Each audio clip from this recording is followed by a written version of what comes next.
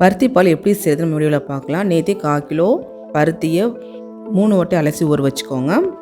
ஒரு நைட் ஃபுல்லாக ஊறினதுமே காலைல வடிகட்டி மிக்ஸி ஜாரில் தண்ணி சேர்த்து அரைச்சி எடுத்துக்கோங்க.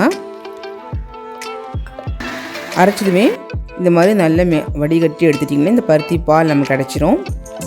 இதுக்கப்புறம் பச்சரிசியை கொஞ்சமாக ஒரு 2 ஸ்பூன் ஊற வச்சுக்கோங்க. இதையும் அரைச்சி ஃபைன் பேஸ்ட்டாக எடுத்துட்டிங்கன்னா இந்த பருத்தி பால் திக்னஸ்க்கு தேவைப்படும்.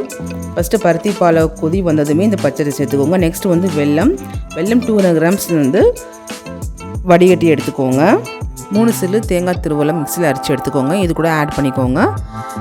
இந்த மாதிரி நல்லா அரைச்சி வந்ததுமே லாஸ்ட்டாக மிளகு, ஏலக்காய், கொஞ்சோண்டு சுக்கு இது ட்ரையாக அரைச்சியில் ஆட் பண்ணிக்கலாம். சப்போஸ் சுக்குலாம் வேணாம்னா ஏலக்காய் பொடி கூட ஆட் பண்ணிக்கலாம். சுவையான பருத்தி பால் ரெடி. உங்களுக்கு இந்த வீடியோ பிடிச்சிருந்துச்சுன்னா மறக்காமல் like, share, subscribe. Thanks for வாட்சிங்.